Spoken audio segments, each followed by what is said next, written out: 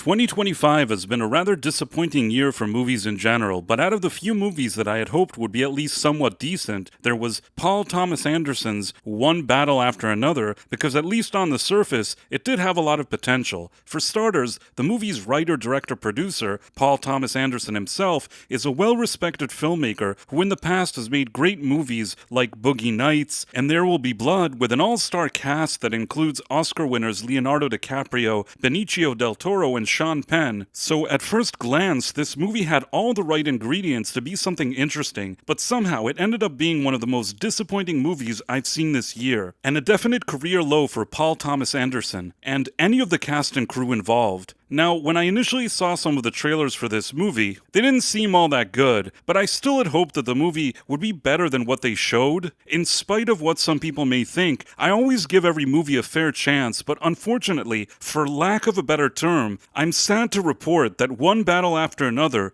is in fact woke trash, which is something I rarely call a movie unless it genuinely deserves it, and this one has earned that title fair and square. Now, before we dive into the movie's plot, in order to make this video more friendly to the platform, so that it's shared with more people, I'm going to be using certain terms to explain certain situations in a more positive way. For example, people causing riots against authorities that are just doing their jobs, they'll be referred to as anti-fashionable, if you know what I mean. And people that are enthusiastic about things that happened in Germany during the 1930s and 40s, well, they're of course going to be mustache men. So keep all of that in mind as I try to explain what's happening in this movie. And of course, if you've been enjoying my reviews and you haven't yet liked and subscribed, please consider doing so now, as it would really help my channel. One Battle After Another starts off with anti-fashionable activists Leonardo DiCaprio and his very diverse, big-time girl boss girlfriend launching a guerrilla attack on a facility where illegal immigrants are detained so they can free them. The big-time girl boss, poorly portrayed by Teyonah Taylor, who unintentionally comes off as both annoying and unlikable, is obviously the undisputed leader of this far-left organization, and Leonardo is so infatuated with her that he follows her around like a beta poodle pushover, and she totally dominates him every second. And unbeknownst to Leo, big-time lady boss is also having an affair with Sean Penn, a successful US Army general who happens to also be a big-time mustache man that's in charge of capturing illegals. Why would a mustache man and a diverse anti-fashionable girl boss activist be into each other? Yeah, don't think about it. Anyhow, lady boss gets pregnant, and she doesn't care about that, so she continues being an activist and shooting machine guns or something, and after she gives birth to a baby girl who, unbeknownst to Leo, may or may not be his, Leo de facto functions as the baby's mother because his very dominant lady boss girlfriend prefers to be the leader of their anti-fashionable revolution than to spend time with her family. So she takes her crew to rob a bank, but during the robbery, she shoots a security guard and runs away,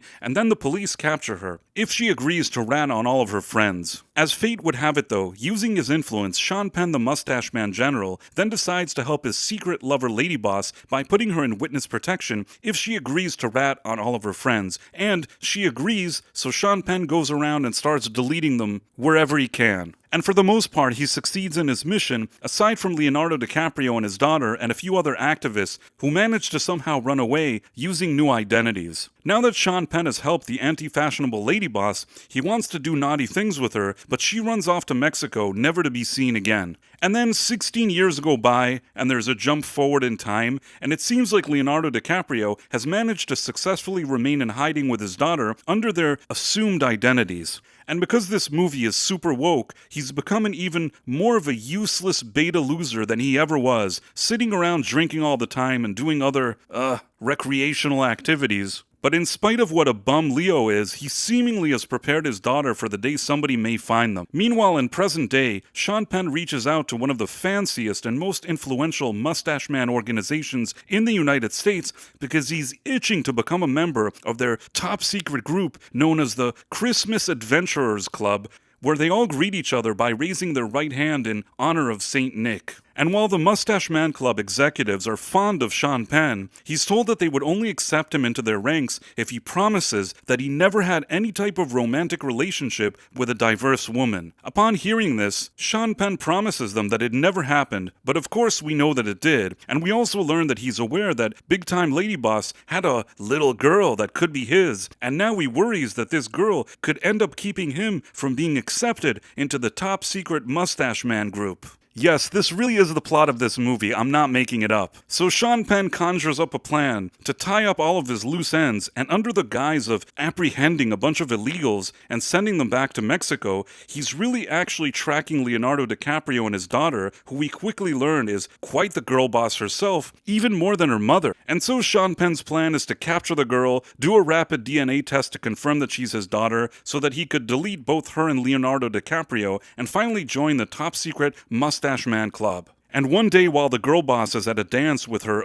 androgynous friends, one of her mom's old associates shows up to help her escape because she knows that Sean Penn, the Mustache Man General, is on his way to find her. And then it becomes sort of a cat and mouse game where on one hand, Sean Penn is chasing the girl boss around, and on the other hand, we have Leonardo DiCaprio, who's seemingly trying to find and protect his daughter, but since he's a useless loser, again, Leo needs the help of illegal transporter Benicio Del Toro, who by the way, is probably the only halfway decent thing about this movie, but of course, he can't save it. In any case, Leonardo DiCaprio's character keeps failing throughout the movie at everything, doesn't find his daughter in time when he needs to, and always arrives too late to help her. Meanwhile, Sean Penn does find the girl boss hiding at a church of badass, diverse, anti-fashionable activist nuns who have taken her in. He then detains the girl boss, does a quick portable DNA test that reveals that indeed she's his daughter, so then he gives her to one of his diverse henchmen to delete her. Initially, the hesitant henchman takes the girl to a compound full of Mustache Men militants to help get rid of her, but once he gets there, he develops a conscience and decides to set her free, which causes a gun battle between the henchmen and the militants, in which they all inexplicably die, except for the girl boss, so she grabs the car and drives away. Meanwhile, unbeknownst to Sean Penn, using their own intelligence, the top secret Mustache Man Club he applied for discover that Penn may have fathered a diverse child with a diverse woman, which they have a major issue with.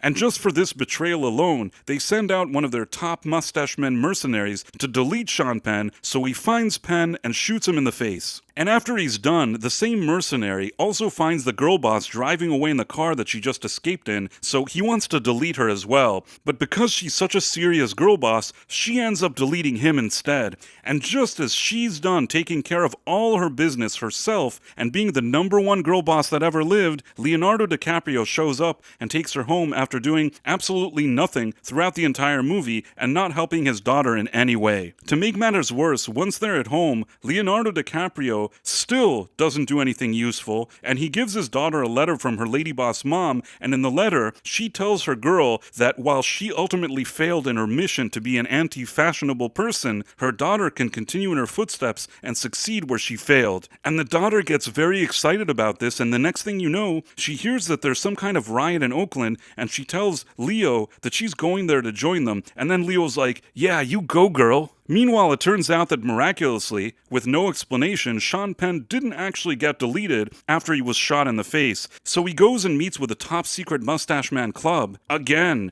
and tells them that he still wants to join their club, at which point they ask him point blank if he ever fathered a child with a diverse, anti-fashionable activist lady boss. And he says that he wouldn't know, but there's a chance that while he was sedated once, this lady had tried stealing his man seed, so maybe it's possible that she succeeded, and he was really just a victim in all of this. And then the Mustache Man executives tell him that that's a wonderful explanation, and that they're gonna give him the fanciest office they have so he could get settled in. And once he gets to the office, he sits down, and he's so happy, but it turns out that through some clever ventilation system, they release a toxic gas that puts Sean Penn to sleep, and then they relocate him to a very fiery location in a facility that's very hot and full of flames. The kind of 1940s German facility that Mustache Men would probably possibly have if they wanted to dispose of people they didn't like. And that's how the movie ends. And if everything I told you about this movie sounds awful, well, that's because it is, and it's awful on every single level. I strongly suspect that Paul Thomas Anderson thought he was being very clever here and pretending to do a bit of satire, seemingly laughing at both sides. But the truth is, he clearly believes that the anti-fashionable activists are the good guys, and the people we're trying to deal with immigration matters are 100% evil and non-redeemable mustache men. And however you feel about everyday politics and current events, I think that this matter is far more complex than what is presented in the movie, and while I myself wouldn't really have even tackled this type of story to begin with, if Paul Thomas Anderson was so passionate about it, there was a way to present this issue using a much more nuanced approach that wasn't so on the nose. But based on the movie's constant support for anti-fashionable activities, even violent ones, it's pretty clear that Anderson wanted a platform to push his personal politics, and a major Hollywood studio was willing to give him at least $150 million to do so. If I had to guess why, I strongly suspect that much like that recent Jessica Chastain Savant series, Anderson probably conceived and wrote one battle after another at a time where we had a different president in office, and he probably hadn't anticipated the return of the Orange Man. So this vanity movie was likely Anderson's way of rubbing everybody's face in it, based on what he believed the election results would be. But unlike Apple, who had the good sense of indefinitely delaying their stupid, extreme far-left projects, Warner Brothers did end up releasing this movie, which doesn't read the room at all and makes no effort at all to lower the temperature, which is something that I think we could all genuinely use right now in light of recent events. And aside from maybe the cinematography and direction of some specific scenes, I also don't think this movie is very competently made either, especially when it comes to Anderson's screenplay, which I think is both extremely pedestrian and narratively weak. It's not funny enough to function as a comedy, it's not sophisticated enough to address real-world events, it's not satirical enough to be viewed as a legitimate parody, and even as a very basic story, it also doesn't work because most of the time, the actions taken by the characters don't make any sense at all. Instead of, let's say, making Leo's character grow while he's in hiding, putting his daughter first and his activism far behind him, only to get pulled back in because of his past poor decision-making, the screenplay prefers to make him less competent than the Big Lebowski because he's not as stunning as brave as the female activists in this movie. Sean Penn's character is supposed to be this highly decorated general, but somehow he's always dumb and ineffective in comparison to all the girl bosses around him for some reason. And the ending of this movie is just preposterous as well, because there's no chance that Sean Penn's character wouldn't realize that going back to the mustache men executives would seal his fate, and that Leo's character would be excited that his daughter wants to be a violent activist after everything they've been through doesn't make any logical sense either. And even though this movie is a complete embarrassment for everybody involved, the media and Rotten Tomatoes have already established that it's a Godfather-level movie, the best of the year, and maybe the best ever for some reason. But they can try to gaslight moviegoers as much as they want. This rather pricey movie hasn't really taken the worldwide box office by storm, and I don't believe it will easily make back its budget either, as it apparently needs to make at least $375 million worldwide just to break even, and I suspect that it's going to be rather difficult to do so. Maybe the Oscars will finally give Paul Thomas Anderson his precious Academy Award, but here on my channel, I'm going to give this movie the real score that it actually deserves. And those of you that are familiar with my channel already know that any score that I give that's below a 60 out of 100 is considered a failing grade, and if I had to give this movie a score, it would be a 30 out of 100, which means that it's a fail, and even that's pretty generous, considering its really aggressive and annoying messaging. But if you enjoyed this honest review and want to support an independent movie reviewer like myself, please make sure to like and subscribe so that you're always notified when I post something new. Thanks for watching, my friends. Thank you, and good day. I am such an awesome guy. I make so many videos. But